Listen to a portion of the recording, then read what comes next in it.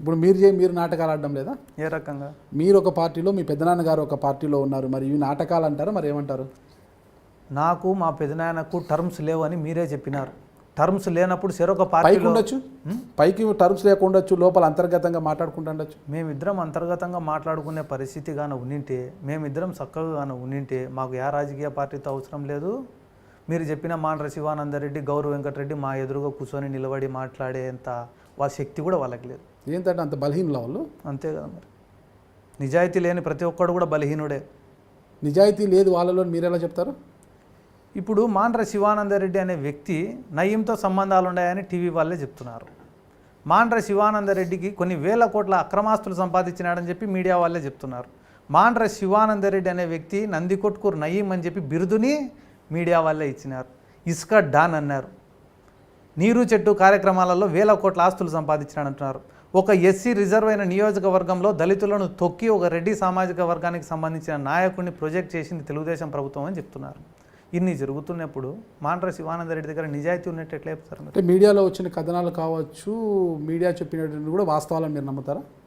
Media అంతా అబద్ధమే అంటారు మీరు. మరి అదే మీడియా మార్కెట్ కమిటీ చైర్మన్ దాంట్లో కూడా మీ హస్తం ఉందని కూడా ఆరోపణ చేసినారు. అన్ని ఆరోపణలు లేదు, అదే ఆరోపణలు ఇవి ఆరోపణలే కదా. ఇప్పుడు మాండ్ర శివానందరెడ్డి అనే వ్యక్తి వాలంటరీ రిటైర్మెంట్ తీసుకున్నాడు, తన జాబ్కి రిజైన్ చేసినాడు. ఇంకా అతనికి సర్వీస్ ఉండంగానే ఎందుకు చేసినాడు? అతని ఆరోపణలు అన్నీ బయటపడతాయని భయంతోనా? ఎంక్వైరీ పడుతుందనే భయంతోనా?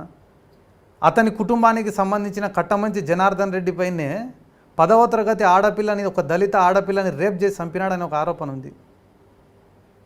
నా పైన ఒక రౌడీ షీటర్ని చంపినాడనే ఆరోపణ ఉంది తప్ప ఒక సామాన్యుడిని చంపినాడనే ఆరోపణ రాలే. ఒక రౌడీ షీటర్ని చంపడం తప్పైతే ఒక అమాయక ఆడపిల్లని రేప్ చేసి చంపడం ఏమంటారో మీరు చెప్పండి, నేను చెప్పను. అది అమానుషమే, దాన్ని కాదని లేదు.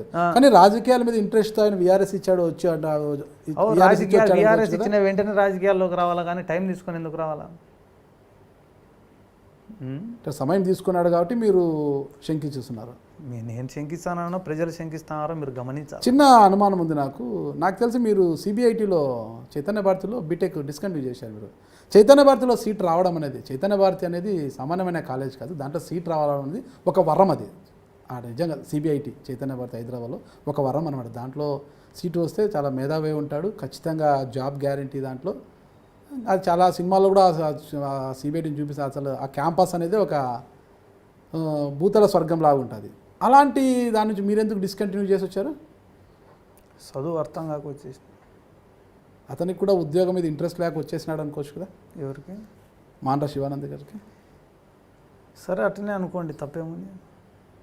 మీరు అనుకునేదాన్ని నేను మిమ్మల్ని కాదు కదా నమ్మేయాల్సింది, ప్రజలను నమ్మించిన 40,000 మెజార్టీ తెచ్చిన. అంతేనంటారా? ఇప్పుడు నాకు ఇష్టం లేక, అతనికి జాబ్ అంటే ఇష్టం లేక రాజకీయాల్లోకి వచ్చినాడు. ఆడ అవినీతి చేసినాడు, ఈడ అవినీతి చేస్తున్నాడు. నేను ఆడ చదువుకోలేక బయటకు వచ్చినాక చదువుకోలే కదా. మళ్ళీ ఇక్కడ పబ్లిక్ సర్వెంట్ కాదు కదా, ఎలా అవినీతి చేశాడు? ఎవరు పబ్లిక్ సర్వెంట్ కాదు కదా మాండ్ర శివానందరెడ్డి? ఎలా పబ్లిక్ సర్వెంట్ కాదు, ప్రజాప్రతినిధి కాదు. శిలాఫలకాలపైన అతని బోర్డు ఎట్టొచ్చింది? అన్ని శిలాఫలకాలపైన మాండ్ర శివానందరెడ్డి నందికొట్కూరు నియోజకవర్గ ఇన్ఛార్జ్ అని ఎట్లా రాస్తున్నాడు? ఏం అథారిటీతో రాస్తున్నాడు? ఒక అధికార పార్టీలో ఉండే సర్పంచ్కి అధికార పార్టీలో లేని ఎమ్మెల్యే కన్నా ఎక్కువ పవర్స్ ఉంటాయి ప్రస్తుతం ఉన్న సమాజంలో. జన్మభూమి కమిటీలను అడ్డం పెట్టుకొని తెలుగుదేశం పార్టీ వాళ్ళు ఎంత దోచుకున్నారు?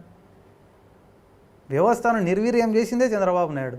అంటే 2 ఏళ్ళు పోతే తెలుస్తుంది వాళ్ళు ఎంత దోచారు, మీరు ఎంత దోచారు అని. మళ్ళీ మనం బేరీ చేసుకోవచ్చు లెక్కలు. 5 ఏళ్లలో వాళ్ళు ఎంత దోచారు, ఈ సంవత్సర కాలం పోతే వైసీపీ వాళ్ళు కూడా ఎంత దోస్తున్నారు అనేది మన లెక్కలు తెలుసుకోవచ్చు. ఇప్పుడు ఎందుకంటే ఇంకా వాళ్ళది అయిపోయింది పదవీ కాలం. ఇప్పుడు మీ పదవీ కాలం ఉంది కదా, మీ పదవీ కాలంలో మీరు కావచ్చు, మీ ఎమ్మెల్యేలు కావచ్చు, ఎంత దోస్తున్నారు, ఎంత దోచారు అనేది మనం మళ్ళీ నెక్స్ట్ ఇంటర్వ్యూలో మాట్లాడుకోవచ్చు. మరి గౌరవ్ వెంకటరెడ్డి, మాండ్ర శివానందరెడ్డి గారు నాటకాలు ఆడుతున్నారన్నారు కదా, మరి గౌరవ్ వెంకటరెడ్డి గారికి నాటకాలు ఆడాల్సిన అవసరం ఉందంటారా? ఎందుకు? టీడీపీలో వినాడు కదా, ఇంకెందుకు ఆడతాడు నాటకం? అంటే అప్పట్లో ఆడాడంటారా? అప్పుడు వైసీపీలో ఉన్నాడు, వాళ్ళ బావని టీడీపీలోకి పంపించి ఇద్దరు పనులు చేయించుకున్నారు కదా. ఎలాంటి పనులు చేయించుకున్నారు? జడ్పీ చైర్మన్ ఇప్పించుకున్నారు. నందికొట్కూరు మల్లెల రాజశేఖర్ ఏమో వాళ్ళ బంధువా? వాళ్ళ అనుచరుడు. ఓకే. నందికొట్కూరులో అప్పుడు వాళ్ళ ఎంట తిరిగే వాళ్ళని అందరినీ టీడీపీలోకి పంపించి అక్కడ పనులు చేసుకున్నారు. పాణ్యం వరకు వైసీపీలోనే ఉన్నారు. పాణ్యం వరకు వైసీపీలోనే. అలా చెప్పగలరు మీరు? పాణ్యం ఎమ్మెల్యే కదా, వాళ్ళు వైసీపీ ఎమ్మెల్యే కదా. గౌరు చరితారెడ్డి గారు పాలెం ఎమ్మెల్యే, అది నాకు తెలుసు. పాణ్యం వరకు వైసీపీలో ఉన్నారని ఎలా చెప్పారు? ఆయన జిల్లా అధ్యక్షుడిగా పనిచేశారు కదా, జిల్లా అంతా తిరిగాడు, ఎమ్మెల్సీ ఎన్నికల్లో పోటీ చేశారు. వైసీపీ ఎమ్మెల్యే అంటే వాళ్ళు ఏ పార్టీలో ఉన్నట్ట? వైసీపీలోనే. మళ్ళీ ఆడ వైసీపీలోనే ఉన్నారు, నందికొట్కూరులో టీడీపీలో ఉన్నారు. అది నేను చెప్తున్నా, అలా అంటారు. ఆయన జిల్లా అధ్యక్షుడిగా పనిచేశారు కదా అంటున్నా. జిల్లా అధ్యక్షుడిగా పనిచేసినారు. అదే ఆడి వరకు ఓ పార్టీ, ఈడి వరకు ఓ పార్టీ అంటున్నా. జిల్లా అంతా ఆయనే ఉన్నప్పుడు మళ్ళీ వేరే నియోజకవర్గంలో వేరే పార్టీ ఎలా ఉంటుంది? నందికొట్కూరులో ఇన్వాల్వ్ కాలే కదా తను, ఐజే అని అపోజ్ చేసినాడు కదా.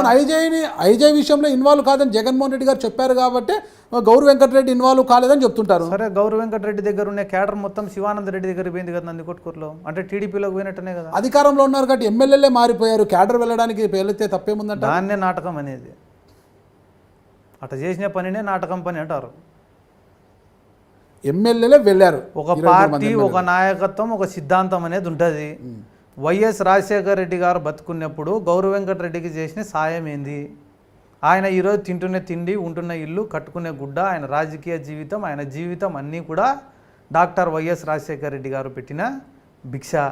కనీసం ఒక కారులో పోయేటప్పుడు డీజిల్కు డబ్బులు లేకుంటే కూడా ప్రజలు ఆ రోజు డబ్బులు ఖర్చు పెట్టి గెలిపించినారు. వాళ్ళ ముఖం చూసి కాదు, వైఎస్ రాజశేఖర రెడ్డి గారి ముఖం చూసి. అటువంటి వైఎస్ రాజశేఖర రెడ్డి గారి బిడ్డ అయిన వైఎస్ జగన్మోహన్ రెడ్డి గారు కష్టాల్లో ఉంటే కాపాడాల్సింది పోయి, వెంట నిలబడాల్సింది పోయి, అధికారం వచ్చిన వారానికే జెడ్పీటీసీలని, ఎంపీటీసీలని తీసుకొని పోయి టీడీపీలో చేరి ఈ బ్రోకర్ రాజకీయము, జంపింగ్ రాజకీయము, ఒక పార్టీలో గెలిచి ఇంకొక పార్టీలోకి మారే అమ్ముడుపోయే రాజకీయానికి రాష్ట్రంలో శ్రీకారం చుట్టింది మా నందికొట్కూరు నియోజకవర్గంలోని బావా బామ్మర్తులు. వాళ్ళని సంప్రదించకుండా, వాళ్ళ ప్రమేయం లేకుండా కాట్సాని రాంభూపాల్ రెడ్డి గారిని వారికి సమాంతరంగా తెచ్చిపెట్టారు, ప్రత్యామ్నాయంగా తెచ్చిపెట్టారు కాబట్టి వారికి అవమానం జరుగుతుందని పొమ్మన లేక పొగబెడుతున్నారు కాబట్టి మేము వెళ్ళామని వాళ్ళు అంటున్నారు కదా. పొమ్మన లేక పొగ పెట్టినారో ఇంకొకటి పెట్టినారో గౌరవ వెంకటరెడ్డి వాళ్ళకి జగన్మోహన్ రెడ్డి గారు పిలిచి ఖచ్చితంగా నా కోసం నిలబడినారు. వీళ్ళు ఇంత మోసం చేసిన తర్వాత కూడా రేపు అధికారంలోకి వచ్చిన తర్వాత మంచి పోస్ట్ ఇస్తా అని హామీ ఇవ్వడం జరిగింది. ఇంత మోసం చేసిన తర్వాత కూడా దాన్ని నిలబెట్టుకోలేక మేము పోవాలా, పాణ్యం నిలబడాలా, కేవలం వాళ్ళ బావకి MP ticket, Nandyal MP ticket వస్తుంది, వాళ్ళకి పాణ్యం టికెట్ వస్తుంది, నందికొట్కూరు టికెట్ వస్తుంది, టీడీపీ గవర్నమెంట్ వస్తుంది అనే ఉద్దేశంతో వాళ్ళు పోయి చేరినారు తప్ప ఎవరేం పొమ్మన లేక పొగబెట్టాల్సిన అవసరం లేదు. జగన్మోహన్ రెడ్డికి నచ్చకుంటే పోండి అని చెప్పే రకమే తప్ప పొమ్మన లేక పొగబెట్టే రకం కాదు. అంతేనంటారా? సరే, మరి గౌరవ వెంకటరెడ్డి గారు తప్పటడిగా వేశారు అనుకుంటాం, కానీ టీడీపీలోకి వెళ్ళి వాళ్ళ భావం చూసి అక్కడ వైపు వెళ్ళి ఇప్పుడు తిరిగి మళ్ళీ అధికారంలోకి వైసీపీ వచ్చింది కాబట్టి గౌరవ వెంకటరెడ్డి గారు మళ్ళీ యూటర్న్ తీసుకొని వైసీపీలోకి వస్తానంటే మీరు స్వాగతిస్తారా? నేను ఎట్లా స్వాగతిస్తాను? జగన్మోహన్ రెడ్డి గారు పొమ్మన లేక పొగ పెట్టలే కానీ నేనైతే పెట్టినా పొగ. పొగ పెట్టినారా? ఏ విధంగా పెట్టారా? ఆయన చేసిన తప్పులన్నీ అప్పటివరకు ఎవడు బయటికి చెప్పాలని అన్నీ చెప్పినా. ఏం తప్పులు చేశాడు ఆయన? చెప్పినా కదా, జెడ్పీటీసీలు, ఎంపీటీసీలు అమ్ముకున్నాడు, ఎమ్మెల్సీ ఎలక్షన్లో పార్టీకి మోసం చేసినాడు, అన్ని రకాలుగా కూడా పార్టీకి నష్టం చేసినాడు. ఎమ్మెల్సీ ఎలక్షన్స్ ఖర్చు పెట్టింది ఆయన అంటున్నాడు కదా. ఆయన ఏం ఖర్చు పెడతాడు? ఎవడిని ఎత్తిపోయినా చేయి పెట్టే రకాలు వీళ్ళు ఖర్చు పెడతారా? మీరు ఎలా చెప్పగలుగుతారు అంత ఖచ్చితంగా ఎవరిని ఎత్తిపోయినా చేయి పెడతాడని ఎలా చెప్పగలుగుతారు అసలు? ఇప్పుడు మీకు ప్రూఫ్లు కావాలంటే కానీ నా కాడ లేవులే, కానీ బయట ప్రపంచం మాట్లాడుకునే మాట మీకు చెప్తాను. నలుగురు మాట్లాడేవాడు మీరు మాట్లాడుతున్నారు. కోర్టు కన్నా ఎక్కువ సాక్ష్యాలు అడుగుతారు నన్ను. అంటే అన్నీ ఉంటే బాగుంటుంది కదా. అన్నీ ఉండేదానికైతే ఈ పాటికి బొక్కలు వేసి సాగుగొట్టి ఇచ్చింది నేను. అంతేనంటారా? అవి లేక గమ్మున్నారు అంతే. మరి అంత కసిగా ఉన్నారా గౌరవ వెంకటరెడ్డి మీద? గౌరవ వెంకటరెడ్డి పైన మాండ్ర శివానందరెడ్డి అనే వ్యక్తి పైన అయితే ఉన్నా నేను. ఎందుకంటే ఆర్థిక నేరస్తుడు, కొన్ని వందల మంది జీవితాలను నాశనం చేసినటువంటి వ్యక్తి అతను. వాళ్ళకి ఏమవుతుందంటే ఈ సమాజంలో డబ్బులుంటే సులభమన్న రాజకీయం చేయడము చాలా సులభం. డబ్బులుంటే మీరు ఎలా చేస్తున్నారు రాజకీయం? కష్టపడి చేస్తున్నాం. మరి డబ్బులు లేవు కదా, అందుకే కష్టపడి చేస్తున్నాం. మిగతా వాళ్ళు కూడా కష్టపడి చేస్తుండొచ్చు కదా. ఇలా సులభంగా చేస్తున్నారు. ఎలా? అది ఏముంది, వినాయక జ్యోతి వస్తుంది, వినాయకునికి చందాలు ఇవ్వాలా, అన్ని వినాయకుల కాడికి పోవాలా, ఫోటో దిగాలా, ఫేస్బుక్లో పెట్టాలా. రంజాన్ 30 రోజులు జరుగుతుంది, ఇఫ్తార్ విందు ఇవ్వాలా, పోవాలా, అన్నదాన కార్యక్రమం చేయాలా, ఫోటో దిగాలా, ఫేస్బుక్లో పెట్టాలా. Cricket tournament, football tournament, volleyball tournament, basketball tournament, అన్ని టోర్నమెంట్లకు చందాలు ఇవ్వాలా, ఫస్ట్ ప్రైజ్కి పేరు వేయించుకోవాలా, ఫోటో దిగాలా, ఫేస్బుక్లో పెట్టాలా. మీడియాని మేనేజ్ చేయాలా, ఐ డ్రీమ్ నాగరాజుని మేనేజ్ చేయాలా. అమ్మో నన్న అదే అన్ని రకాలుగా మేనేజ్ చేసుకుంటా నన్ను కూడా మేనేజ్ చేయాలా.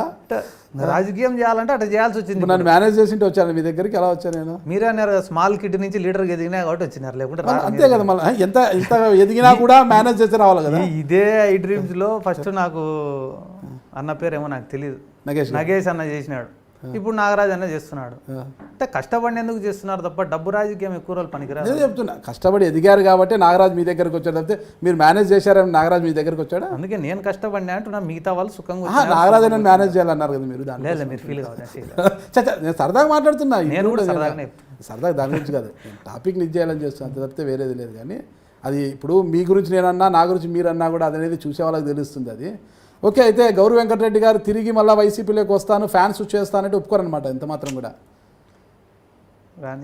రానివారు గట్టిగా చెప్తారు, ఏం అది మెల్లగా చెప్తున్నారు అన్నమాట. చుట్టుపక్కలకే రానియను నేను, ఇంకా పార్టీలోకి రాని సార్ అంతేనంట. కానీ వాళ్ళు రావాలనుకుంటున్నారు విన్నాము, రావాలని అందరూ అనుకుంటారు. ఓకే, మరి జగన్మోహన్ రెడ్డి గారు మిమ్మల్ని గుండెల్లో పెట్టుకుంటామన్నారు కదా, అంతే ఇప్పుడు గుండెల్లో ఉన్నారా? ఆయన ఆ మాట అనడానికి గల కారణం చెప్తాం మీకు. చెప్పండి. నందికొట్కూరు నియోజకవర్గంలో బైరెడ్డి రాజశేఖర రెడ్డి గారు, గౌరవ్ వెంకటరెడ్డి, మాండ్ర శివానందరెడ్డి ముగ్గురు ఒకటే వేదిక ఎక్కినారు. ప్రజలందరూ ఒక డైలమాలో ఉన్నారు. వీళ్ళు ముగ్గురు రాక్షసులు కలిసినారా, పాపం పిల్లోడిని ఏం చేస్తారో ఏమో, ఎలక్షన్ అన్నా జరిపించుకుంటారా లేదా అనే ఒక డైలమాలో ఉన్నారు ప్రజలు. ఎప్పుడైతే జగన్మోహన్ రెడ్డి నందికొట్కూరు నియోజకవర్గానికి వచ్చి సిద్ధార్థరెడ్డిని గుండెల్లో పెట్టుకొని చూసుకుంటానని అన్నాడో, వీళ్ళు ఎంతమంది కలిస్తే ఏముందిరా సిద్ధార్థరెడ్డికి జగన్మోహన్ రెడ్డి ఉన్నాడు అనే ఫీలింగ్ ప్రజల్లోకి పోయింది. ఆ స్ట్రాటజీ ప్రకారం ఆయన చెప్పినాడు తప్ప గుండెల్లో పెట్టుకొని చూసుకొని ఒకటేసారి మంత్రిని చేస్తా అనే ఉద్దేశం కాదు.